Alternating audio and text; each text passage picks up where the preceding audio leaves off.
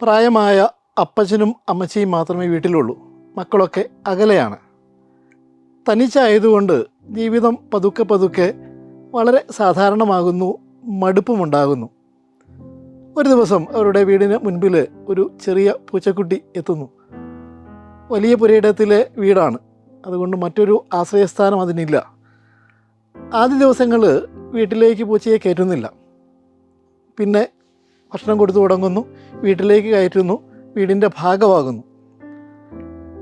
മക്കൾക്ക് വിദേശത്തേക്ക് വീഡിയോ കോളൊക്കെ നടത്തുമ്പോൾ ഈ പൂച്ചക്കുട്ടിയും ഇവരുടെ കാഴ്ചയുടെ ഭാഗമാകുന്നു. അതിന് തീറ്റ കൊടുക്കുന്നതും അതിനെ പുറത്തിറക്കുന്നതും പരിപാലിക്കുന്നതുമെല്ലാം അവർക്ക് കുറച്ചുകൂടി സന്തോഷമുള്ള കാര്യമായി മാറുന്നു. ദിവസങ്ങൾ കുറച്ചുകൂടി മനോഹരമാകുന്നു. ജീവിതം എപ്പോഴും അങ്ങനെയാണ്.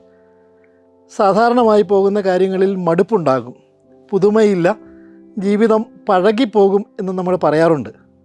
ആഘോഷങ്ങളും അതുപോലെയാണ്. എല്ലാ വർഷങ്ങളിലും ക്രിസ്മസ് ആഘോഷിക്കുന്നതാണ്.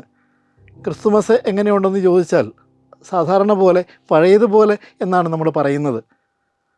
അതിന് കുറച്ചുകൂടി ജീവൻ കൊടുക്കാനുള്ളൊരു ശ്രമം നമ്മുടെ ഭാഗത്തു നിന്നുണ്ടാകണം. അപ്പോഴാണ് ഈ ഒരുക്കവും ആഘോഷവും മനോഹരമായിട്ട് മാറുന്നത്. ഇന്ന് ഡിസംബർ 1. ഇനിയുള്ള 25 ദിവസങ്ങൾ കുറച്ചുകൂടി പുതുമ നൽകി ക്രിസ്തുമസിന് വേണ്ടിയിട്ടുള്ള കാത്തിരിപ്പ് നമുക്ക് നടത്താവുന്നതാണ്.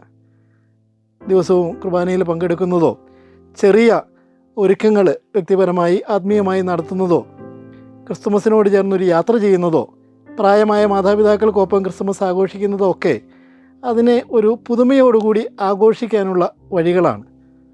ഇന്നു മുതൽ നമുക്കല്പം കൂടി ശ്രദ്ധയോടെയും ഒരുക്കത്തോടെയും മിശിഹ പിറക്കുന്ന ഇടമായി നമ്മുടെ ഹൃദയം, ഭവനം മാറുന്ന തരത്തിലുള്ള ഒരു യാത്ര നടത്താം. അതിന് സഹായിക്കുന്ന അനുദിന ധ്യാന വിചിന്തനങ്ങളുമായി നമുക്ക് ഒരുമിച്ച് നടക്കാം.